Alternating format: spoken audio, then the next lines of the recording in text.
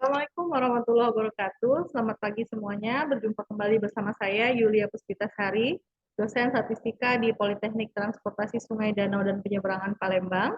Pada video kali ini saya akan memaparkan video tutorial penggunaan software SPSS untuk pengolahan data statistika inferensial. Nah, seperti yang kita ketahui bahwa di statistika inferensi yaitu banyak sekali alat-alat analisis statistika yang dapat digunakan untuk pengolahan data, baik itu data penelitian ataupun data-data ilmiah lainnya. Nah, tapi pada video kali ini saya akan membatasi video tutorial untuk penggunaan software SPSS pada analisis korelasi dan analisis regresi, baik itu analisis regresi sederhana maupun analisis regresi berganda. Oke, seperti pada video-video sebelumnya, saya akan memaparkan, ya kita klik saja statistika, software statistikanya yang kita gunakan kali ini adalah software SPSS ya. Di sini sudah muncul loading untuk software SPSS-nya. Kita pilih new dataset, kita open. Nah, sudah tampil seperti ini. Kesempatan ini saya menggunakan data yang sudah tersimpan pada laptop saya ya, komputer saya. Nanti disesuaikan saja apakah datanya belum tersedia di input manual atau sudah ada, tinggal kita import saja. Kita klik file ya, kita open data. Ya, open data, kemudian kita sesuaikan di sini filenya Excel agar muncul data yang kita punya. Di sini saya coba menggunakan data bayi ya. Saya open. Dia sudah muncul ini untuk data bayi. Ada data berat badan lahir bayi ya di sebelah kiri dan umur ibu. Oke, ini untuk variabel view-nya sudah sesuai ya, namanya, labelnya, kemudian kita sesuaikan saja skalanya ya. Skalanya kita ubah menjadi ordinal. Nah, pada variabel data pada data view kita lihat ini sudah sesuai berat badan lahir bayi ini ada sebelah kiri dan umur ibu. Langsung saja kita gunakan analisisnya, analyze korelasi ya. Korelasinya kita gunakan yang bivariate.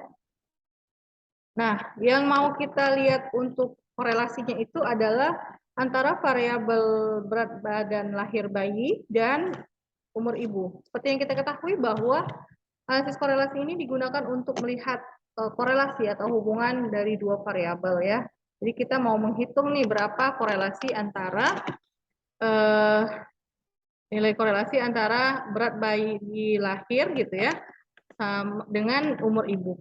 Nah, ini semua kita masukkan ke tabel sebelah kanan variabel gitu ya. Kita gunakan korelasi persen. Kemudian kita pilih option. Ini semuanya tidak kita abaikan saja, kita continue. Kemudian kita klik version tadi ya, lalu kita klik OK.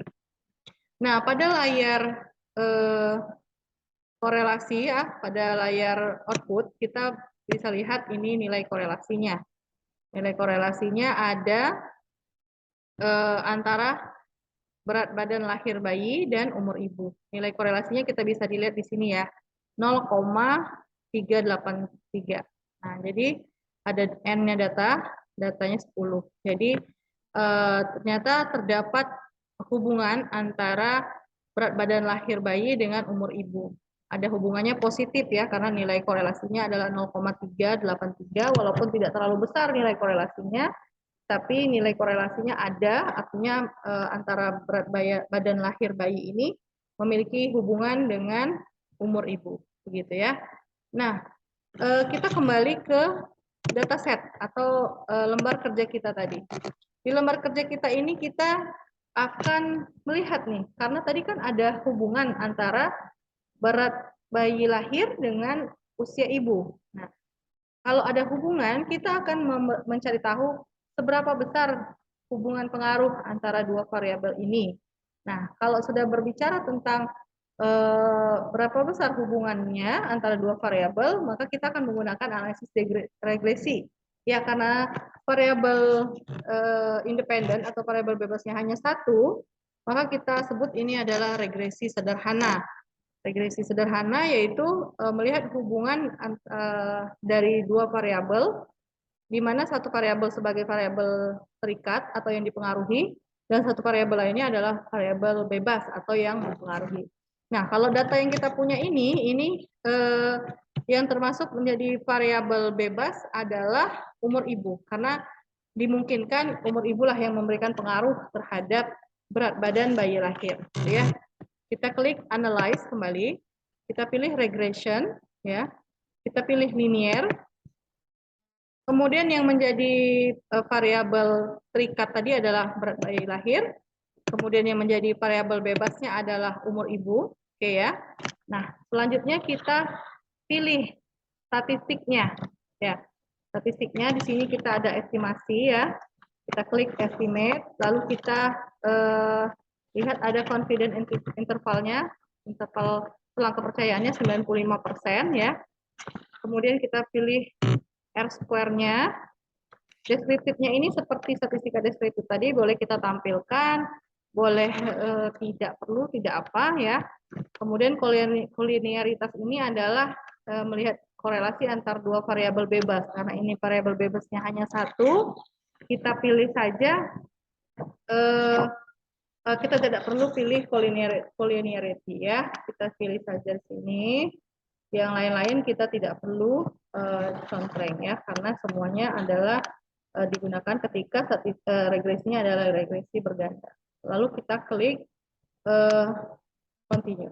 Ya, setelah kita klik continue, maka akan muncul kembali ke menu utama tadi, lalu kita klik OK. Nah, pada jendela output langsung akan muncul output dari regresinya ya. Nah, seperti ditampilkan seperti ini. Ada datanya, kemudian ada model semarinya, tabelnya, di sini ada R square-nya ya, R square-nya 0,1. Jadi R square-nya ini digunakan untuk menilai kebaikan model, cukup kecil ya, artinya cuma 14%. Ini kalau di persentase dari 0,146 ini hanya 14% R square-nya. Nah, sedangkan nilai F-nya ada 1,3, kemudian di sini ada nilai tabel ANOVA-nya ya, ada tabel ANOVA-nya, ada nilai UGF-nya dan lain sebagainya. Ini sudah muncul semua. Kemudian ini adalah statistika inferensi dengan regresi sederhana, artinya hanya memiliki satu variabel bebas. Oke, kita kembali ke data awal ya. Sekarang kita ingin menggunakan analisis regresi berganda, artinya ada dua minimal variabel bebas yang mempengaruhi variabel terikatnya. Kita klik di sini open data. Jadi di sini saya punya data ya untuk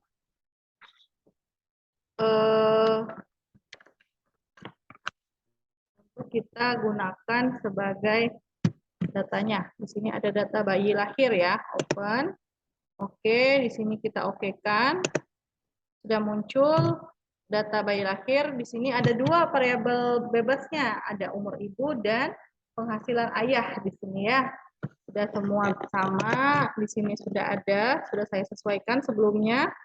Namun measure-nya kita kembali sesuaikan ordinal, di sini juga ordinal, penghasilan ayah juga ordinal. Oke, kita kembali ke data view. Selanjutnya kita analisis lagi ya, analyze, regresi, hampir sama dengan yang tadi, linear. Kita masukkan independennya apa, dependennya apa ya. Kita masukkan ke bagian ini, penghasilan ayah dan umur ibu itu termasuk variabel independen. Oke, pada statistikanya kita bisa klik estimate, confidence-nya, R-square-nya boleh, kemudian ada collinearity, ini melihat hubungan antara variabel bebasnya, kemudian kita bisa klik double Watson, begitu ya, karena nanti kita bisa menggunakan diagnostik lainnya, gitu ya. Kita klik continue, kemudian kita bisa juga pilih plotnya ya. Di sini ada plot. Plot itu kita pilih saja variabel dependennya ke aksis Y. Nah, sekarang residunya kita masukkan ke bagian X-nya ya. Oke, next. Kita bisa juga pilih nih, apa kita mau pilih histogram atau apa. Bisa juga kita lihat nih normal probability-nya. Kita klik saja normal probability-nya.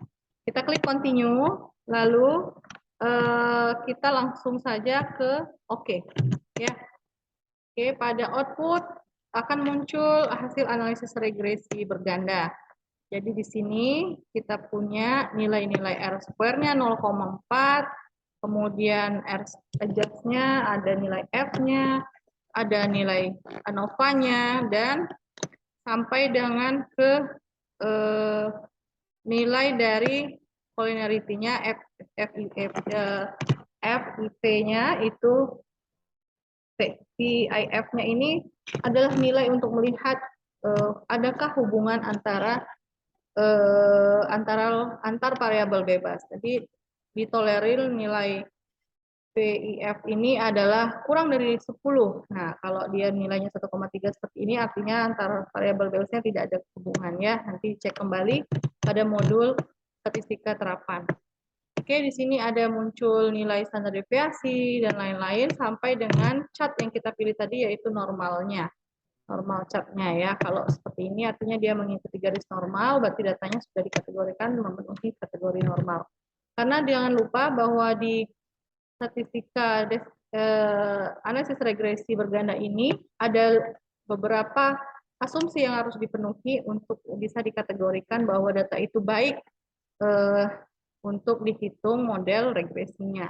Oke, sekian video dari saya kali ini. Itu tadi tutorial tentang penggunaan software SPSS untuk analisis korelasi dan analisis regresi. Kita berjumpa kembali pada video selanjutnya. Semoga video kali ini bermanfaat. Terima kasih atas kesediaannya untuk menyaksikan video ini. Sampai berjumpa kembali. Saya akhiri. Wassalamualaikum warahmatullahi wabarakatuh.